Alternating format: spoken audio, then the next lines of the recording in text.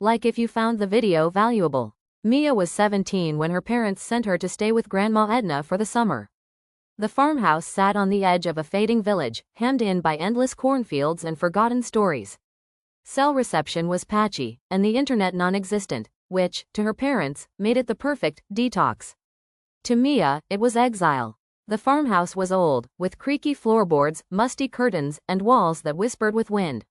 But the strangest thing was the well, a moss-covered stone ring in the backyard, its mouth sealed with thick rusted chains and a heavy iron padlock. "Don't go near it," Grandma said sharply the first day. "It's not safe." Mia didn't ask why, she just rolled her eyes and nodded.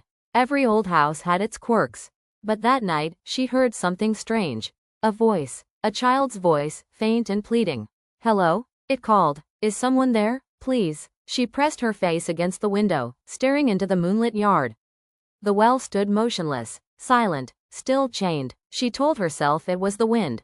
The house creaked and sighed constantly. Maybe it had mimicked a voice. She shut her window and crawled under her blanket, pretending not to hear the soft whimpering that followed. The next day, Mia mentioned it casually to her grandmother. "The wind sounded weird last night."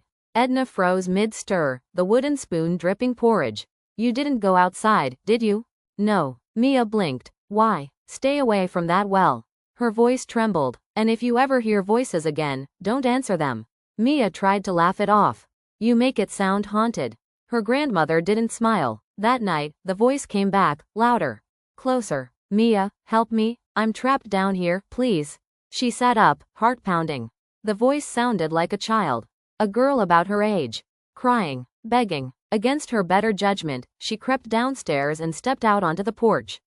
Crickets chirped. The well loomed in the dark, wrapped in its chains like a secret trying to stay buried.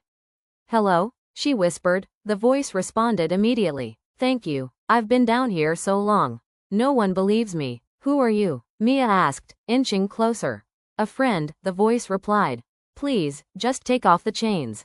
I won't hurt you." A chill ran down her spine. "How did you get down there?" Silence. Then, "She put me here. She locked me away. She said no one would miss me." "She? Who?" "Your grandmother." Mia bolted inside and slammed the door. She didn't sleep. The voice called her name until sunrise. The next morning, she confronted Edna. "You locked someone in the well?" Edna paled, sagging into a chair. "I prayed you wouldn't hear it." "So it's true?" "No," Edna said slowly, "not the way you think. There's something in that well. But it's not a girl. Not anymore." "What do you mean?" Edna reached for a photo on the shelf. A faded black and white picture of a smiling girl with pigtails. Her name was Lily. She lived here, summer of 1965. She was my cousin's child. Mia listened as Edna explained the story. Lily had wandered off one afternoon and was never found. Days turned into weeks. The well was sealed after a neighbor claimed he saw something climbing out of it at night, something with Lily's voice, but eyes full of shadow. "They say it tricks people," Edna said. "Uses voices, memories, lures them in, and then what? They disappear. Forever." Mia didn't go near the well for the next 2 days. But the voice was relentless. "Mia, I'm scared. It's so dark. You're the only one who can help." On the third night, it changed. It started screaming. "Mia, open it now." The windows rattled. The walls throbbed with its voice. Her ears rang with its fury. Edna stood in the hallway, lips moving silently, clutching a wooden cross. The power went out. Darkness swallowed the house. Then, silence. By dawn, Edna packed her suitcase. "I'm leaving," she said. "I have to." "You're leaving me here?" "I can't stop it anymore. It's stronger now. It wants someone." "You think it's me?" "I hope not," Edna said, and drove away without looking back. Mia didn't hear the voice the next night. Or the next. The silence was worse. It was waiting. On the 5th night, she woke to find the chains gone. The well stood open, and footsteps were on the stairs.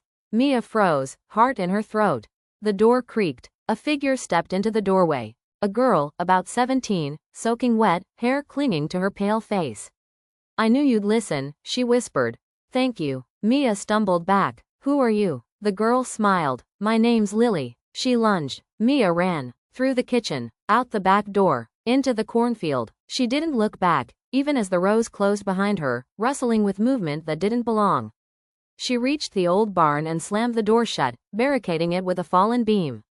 Her breath came in gasps. Silence. Then, drip, drip, drip. She turned. In the dark, Lily stood in the corner, water pooling at her feet. You shouldn't have opened it, she whispered. Now it's your turn. They found the house abandoned weeks later. No sign of Mia. The well, resealed with chains. But sometimes, on windless nights, people passing by say they hear a voice, faint and pleading.